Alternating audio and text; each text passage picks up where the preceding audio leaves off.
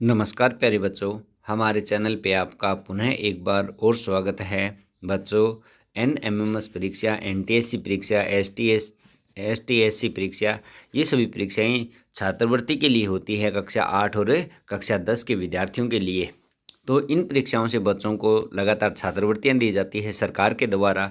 तो जो बच्चे इन परीक्षाओं को पास कर लेते हैं, इन परीक्षाओं की मेरिट में आ जाते हैं, उनको सरकार हर महीने छात्रवृत्ति उपलब्ध करवाती है। तो बच्चों की दृष्टि से ये परीक्षा बहुत ही महत्वपूर्ण है और इसी के साथ में इस परीक्षा का सरकार का मुख्य उद्देश्य बच्चों की जो शिक्षा है वो गुणवत्तापूर्ण हो, इसके लिए भी सरकार का ध्यान दिया जाता है। तो हम लगातार इसके लिए सिलेबस के अनुसार वीडियो बना रहे हैं।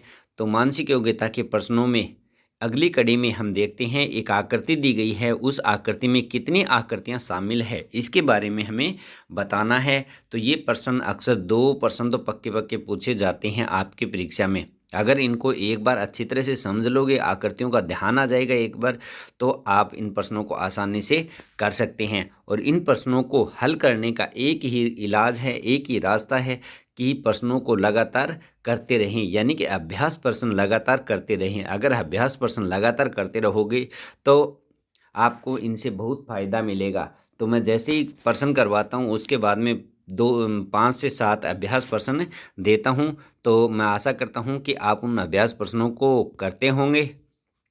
तो देखते हैं हम इस प्रश्न में। तो इस प्रश्न में हमने देखा कि एक आकृति दी गई है, उस आकृति में मौजूद आकृति हैं उनकी कुल संख्या की गणना करनी है। तो सबसे पहले आकृतियों में हमें आकृतियों की जानकारी होनी चाहिए कि त्रिभुज की कैसी आकृति होती है। तो त्रिभुज की ये आकृति होती है, इस बात का आपको ध्यान रखना है। वर्ग की ये आकृति होती है जिसकी सभी भुजाएं समान होती है। इसी प्रकार से आयत की ये आकृति होती है, यानी कि आमने सामने की भुजा क्या होगी, बराबर होगी। इसी प्रकार से वर्त की ये आकृति होती है, गोल होता है वर्त। तो ये चीज़ें अगर अपने ध्यान में होगी तो हम गिनने में आसानी रहेगी, वरना हम क्या हो जाएंगे, कंफ्यूज हो जाएंगे। तो देखते हैं पहला प्रश्न दिया गया है, दिए गए चित्र में आयतों की कुल संख्या। तो ये चित्र दिया गया है, इसमें आयतों की कुल संख्या हमें देखनी है। तो इसका सिंपल सा कॉन्सेप्ट है, उस कॉन्सेप्ट को आप अच्छी तरह से समझ लेना, उसको मैं आपको इस वीडियो में बताऊंगा। इससे पहले अगर आप मेरे चैनल पे पहली बार ही आए हैं तो मेरे चैनल को सब्सक्राइब कर ले और पास में बेल आइकन है उसको भी प्रेस कर ले, ताकि आने वाले नई वीडियो की नोटिफिकेशन आपको सबसे पहले मिल सके। और अपने दोस्तों के साथ में भी शेयर करें ताकि उनको भी इस चीज़ का फ़ायदा हो सके। तो देखते हैं हम, ये है। अब इसमें 6, 7, 8, 9। अब एक बात बता दूं कि अधिकतम होते हैं वो लगभग होते हैं अधिकतम या फिर उससे एक कम वाला, ये प्रश्न में लगभग आपको मिलेंगे। अब इसमें हम देखते हैं तो सबसे पहले तो सबसे बाहर वाला, तो सबसे बाहर वाला ये है, 1 नंबर। तो ये हो गया। उसके बाद में हम इसके कितने खाने, उन खानों को गिनते हैं, 1, 2, 3, 4 गिन लिया। तो 4 ये और 1 वो, कितने हो गए, 5। उसके बाद में हम देखते हैं कि इन दोनों को मिलाएंगे, 6 हो जाएगा। फिर इन दोनों को मिलाएंगे, 7 हो जाएगा, हो गए। उसके बाद में हम देखते हैं कि इन दोनों को मिलाएंगे, 8 हो जाएगा। फिर इन दोनों को मिलाएंगे, 9 हो जाएगा। तो टोटल कितने हो गए, 9। एक तो तरीका ये है, तो इस तरीके से आप इनको हल कर सकते हैं सीधा। दूसरा तरीका क्या है कि इनका नामांकन कर लें पहले। जैसे इसको ए नाम दे दिया, इसको बी दे दिया, इसको सी दे दिया, इसको डी दे दिया, ई दे दिया, एफ दे दिया, जी दे दिया, एच दे दिया और आई दे दिया। अगर इस प्रकार से आप करोगे तो इसमें आपके कन्फ्यूजन बिल्कुल भी नहीं होगा।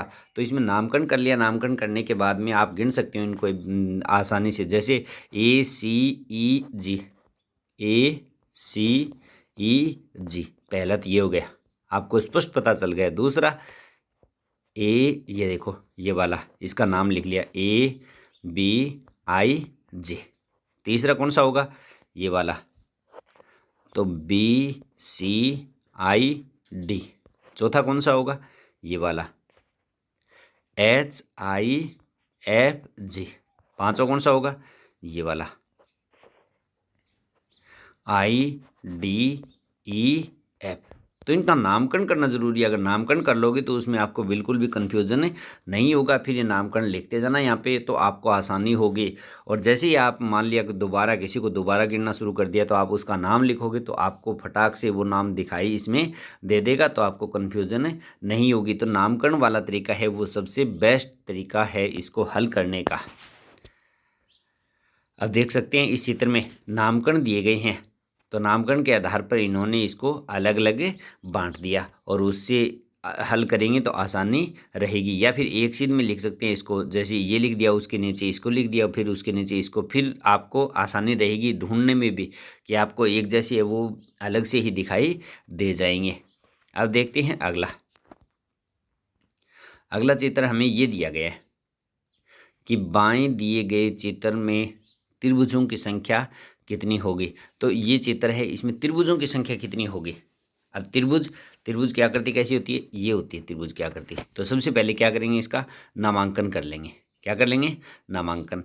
तो ये नामांकन कर लिया, ये देखो ये नामांकन ABCD और EFG। तो इसमें बाएं दिए गई, तो बाएं दिए गई त्रिभुज में पूछा है, तो इसमें हम त्रिभुज की प्रकार देख लेंगे। तो सभी त्रिभुज गिन लेंगे जितने भी है। देखो इसमें नामकरण करने के बाद में एक त्रिभुज ये दे दिया, दूसरा त्रिभुज है DEC ये दे दिया। अब इन त्रिभुजों को आप आसानी से कर सकते हैं कि इन त्रिभुजों को गिनोगे तो गिनने पर आपको पता चल जाएगा। और नामकरण है वो महत्वपूर्ण है। नामकरण के आधार पर अगर आप इनको हल करोगे, अपने हिसाब से नाम दे सकते हैं, जैसे इसमें दिया गया है, फिर भी अपने हिसाब से नाम दे सकते हैं। जैसे पहला इसका हो गया, दूसरा इसका हो गया, तीसरा इसका हो गया, चौथा इसका हो गया, पाँचवा इसका हो गया और छठा इसका। उसके बाद में जो दो दो है उनको भी देख लेंगे। जैसे ये त्रिभुज है, ये दो दिए गए हैं, ये त्रिभुज है, ये भी दो दिए गए हैं, ये त्रिभुज है, ये भी कितने दिए गए हैं, दो दिए गए हैं। तो इन त्रिभुजों को आप देख सकते हैं। बाद में पहले जो सामने दिख रहे हैं उनका नामांकन करें, और उसके बाद में जो आपको दो दो या तीन तीन में इकट्ठे दिखाई दे रहे हैं तो उनका फिर नामांकन करें। तो उसके बाद में देखो मैंने बताया था सबसे ज़्यादा कितना है, 12 है, 12 से कम कौन है, 11। तो अधिकतर 11 या 12, यानी कि जो अधिकतम है उसके पास ही मिलेगा, या तो अधिकतम वाला मिलेगा या फिर उससे एक कम वाला मिलेगा। उत्तर लगभग यही मिलता है। तो आप इसको ध्यान रखना और बस गिनना है किस हिसाब से, नामकरण के हिसाब से, नामकरण के हिसाब से आपको इसको गिनना है, बस इतना ही करना है।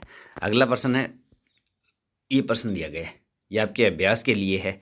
इस प्रश्न को क्या आपको हल करना है, ये आपके अभ्यास के लिए प्रश्न। इसमें वर्ग बताने हैं, क्या बताने हैं, वर्ग बताने हैं कि कितने वर्ग बन सकते हैं। तो आप इसमें देखें और देखने के बाद में वर्ग का ध्यान रखना। वर्ग होता है, उसकी विशेषता क्या होती है, चारों भुजाएं क्या होती है उसकी बराबर होती है। किसकी, वर्ग की चारों भुजाएं बराबर होती है। तो जैसे एक ये दे दिया, दूसरा ये दे दिया, तीसरा ये दे दिया, चौथा ये दे दिया, ठीक है। उसके बाद में पाँचवा ये हो गया, छठा ये हो गया, सातवां ये हो गया। अब और इसमें वर्ग और वर्ग की संभावना नहीं हो रही, यानी कि छठा ये हो गया, फिर ये हो गया और फिर ये वर्ग हो सकते हैं। लेकिन उसके अलावा और कोई वर्ग की संभावना नहीं बन रही है इसमें।